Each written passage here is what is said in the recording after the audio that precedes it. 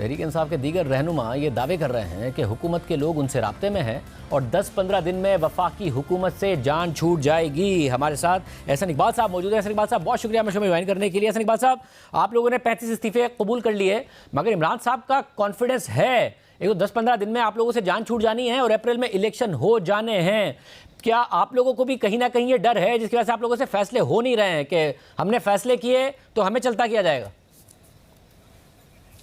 دیکھیے شاہ زیب، اس وقت ہمارا ڈائلما یہ ہے کہ we are caught between devil and the deep sea. ایک طرف وہ معاشی دلدل ہے کہ جس کو ہمیں ورثے میں جو ہمیں ملا ہے اس کا سامنا کرنا پڑ رہا ہے۔ آپ نے دیکھا کہ ابھی پاکستان نے بدترین موسمیاتی تباہی کا سامنا کیا، کلائمیٹ ڈیزاسٹر کا سامنا کیا، لیکن اس کی بنیاد کیا تھی؟ پاکستان کی دنیا میں لیس دین 1% ایمیشنز ہیں، یعنی کہ ہم دنیا میں سب سے کم آلودگی پھیلانے والا ملک ہیں، لیکن ہمارے اوپر سب سے بڑا ڈیزاسٹر گرا۔ اسی طرح موجودہ حکومت بھی آج اس ڈیزاسٹر کا سامنا کر رہی ہے جس کو پچھلے 4 سالوں میں گزشتہ حکومت پیدا کر کے ہمارے لیے بارودی سرنگیں لگا کر چھوڑ گئی ہے۔ اب کچھ پہلے بارودی سرنگیں ہم نے جب صاف کیں تو اس کی ہم نے پولیٹیکل کاسٹ بھی کسی حد تک ادا کی۔ اب پھر مسلسل جب آپ نے دیکھا کہ جنیوا کانفرنس ہوئی، اس سے پاکستان کے لیے ایک پازیٹیو سینٹیمنٹ پیدا ہوا، ہماری سٹاک مارکیٹ میں بھی تھوڑی سٹیبلٹی آئی، دنیا کے بین الاقوامی حلقوں نے بھی پاکستان پہ اعتماد کا اظہار کیا، سعودی عرب نے امداد کا اظہار کیا، یو اے ای نے کیا، پرائم منسٹر کا بہت کامیاب دورہ ہوا۔ تو جب پاکستان تھوڑا سا سنبھلنے لگا، اس کی ایک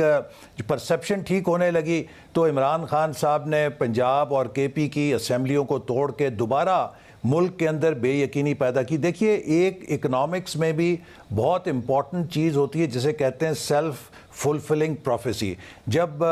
ڈپریشن آیا تھا امریکہ میں تو بہت سارے ایسے بینکس تھے کہ جو بہت مضبوط تھے، ان کی بنیادیں اتنی کمزور نہیں تھیں، لیکن جب ایک رش پڑا اور ایک سیلف فلفلنگ پروفیسی میں کہ اب ہر چیز جو ہے وہ تباہ ہو جائے گی، تو وہ بینکس پر بھی اتنی زیادہ دباؤ آیا کہ وہ بھی انسالوینٹ ہو گئے۔ آپ خان صاحب پر ڈال رہے ہیں، ظاہر خان صاحب ایک پولیٹکس میں ڈی سٹیبلائزنگ فیکٹر ہیں، مگر مسئلہ یہ ہے کہ آپ کو یہ پتا تھا اور اس کے بعد آپ نے حکومت لی۔ آپ نے جنیوا کی مثال دی، جنیوا میں بھی برطانیہ کے جو اکنامک اسٹیٹ منسٹر ہیں انہوں نے کہا کہ ہم پاکستان کی مدد کریں گے، اگر پاکستان بھی تو اپنی مدد کرے، آپ آئی ایم ایف کی کنڈیشنز پوری کریں، اپنا فسکل ڈسپلن لے کر آئیں۔ آپ کو سعودی عرب بھی یہی کہہ رہا ہے، آپ کو متحدہ عرب امارات بھی یہی کہہ رہا ہے۔ اب یہ اگر آپ نے حکومت کرنی ہے تو یہ فیصلے کر لیں، اگر نہیں کرنی ہے اور عمران خان صاحب اتنا بڑا فیکٹر ہے آپ کے لیے کہ آپ فیصلے نہیں کر پا رہے ہیں تو پھر آپ الیکشن میں چلے جائیں، جس کا وہ بھی کہہ رہے ہیں الیکشن کرا کے آ جائیں۔ دیکھیے اس وقت نہیں ایسی،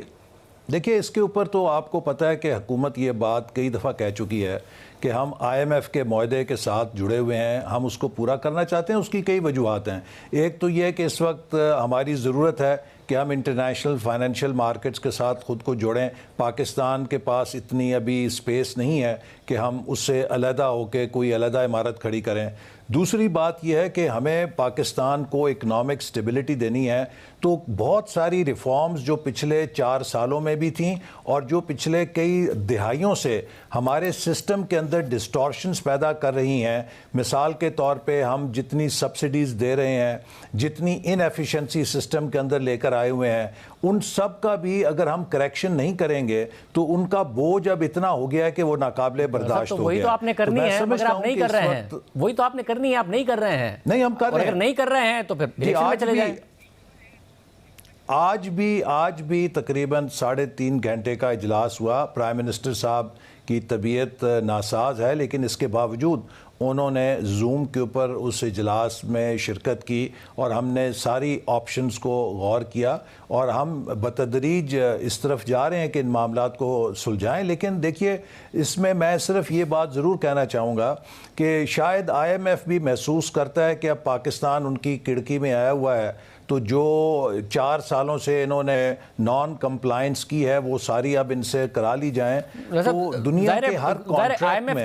فورس میجور کی ایک کلاز ہوتی ہے کہ جب کسی جگہ کوئی آفت آ جائے، کوئی تھوڑی بہت اس کے لیے ایڈجسٹمنٹ کی جاتی ہے۔ ہم یہ بھی امید کرتے ہیں کہ مگر دیکھیں نا احسن اقبال صاحب،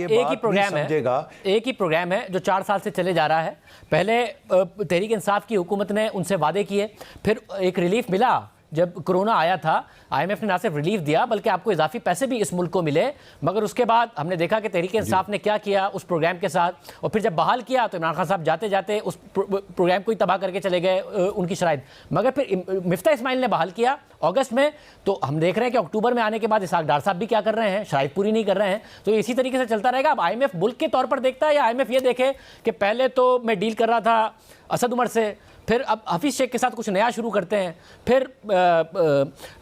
شوکت ترین کے ساتھ کچھ نیا شروع کرتے ہیں، پھر مفتاح اسماعیل کے ساتھ کچھ نیا شروع کرتے ہیں، پھر اسحاق ڈار صاحب آ گئے تو چلیں زیرو سے شروع کرتے ہیں، یہ تو نہیں ہو سکتا نا، وہ ملک کے طور پر دیکھتے ہیں تو ہم نے ملک کے طور پر ہی بیہیو کرنا ہے۔ جی صحیح بات ہے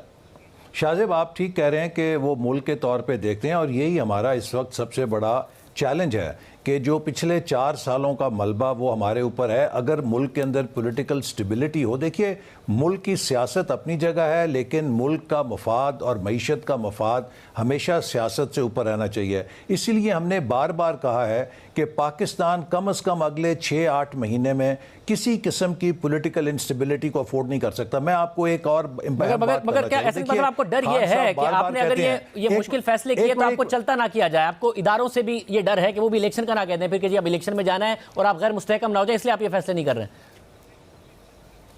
دیکھیے میرا خیال ہے کہ پاکستان کے ادارے بھی ذمہ دار ادارے ہیں، اور ان سے کوئی بات ڈھکی چھپی نہیں ہے کہ اس وقت جو موجودہ ہمارے چیلنجز اور چوائسز ہیں they are not our doing, یہ ہماری کسی کرتوت کی وجہ سے نہیں ہے، یہ کن کے کارناموں کی وجہ سے ہم پر ملبہ گرا، یہ ان اداروں کو ہم سے زیادہ بہتر پتہ ہے۔ لیکن میں جو چیز کہنا چاہتا ہوں کہ خان صاحب جو یہ فرماتے ہیں کہ 2 مہینے میں وہ الیکشن لے آئیں گے، چلیے جی مان لیجئے کہ 2 مہینوں میں الیکشن آئے گا، تو جب الیکشن آئے گا تو اس کے بعد 4 مہینے تک تو ملک کے اندر کوئی حکومت نہیں ہوگی، ایک نگران حکومت الیکشن کراتی ہے نا۔ کیا پاکستان کے اندر اس وقت اتنی سپیس ہے، کیا ہمارے پاس اتنی گنجائش ہے کہ 6 مہینے کے لیے ہم پاکستان کو ایک بے یقینی کی سپن کے اندر پھینک دیں؟ ایسی گنجائش نہیں ہے۔ اس لیے پاکستان میں اس وقت اگر کوئی بات کرتا ہے قبل از وقت انتخاب کی، کوئی بات کرتا ہے ملک کے اندر بے یقینی پھیلانے کی، اگر میں پوچھ سکوں کہ بے یقینی ابھی بھی ہے، اور اس سب میں مسئلہ یہ ہے کہ آپ مجھے یہ بتا دیجئے کہ اگر آپ اپنے پولیٹیکل کیپٹل کے لیے کر رہے ہیں تو اکتوبر تک کو کوئی ایسا روم ہے نہیں کہ آپ عوام کو کوئی ریلیف دے سکتے ہیں، تو پھر آپ نہ فیصلے کر رہے ہیں نہ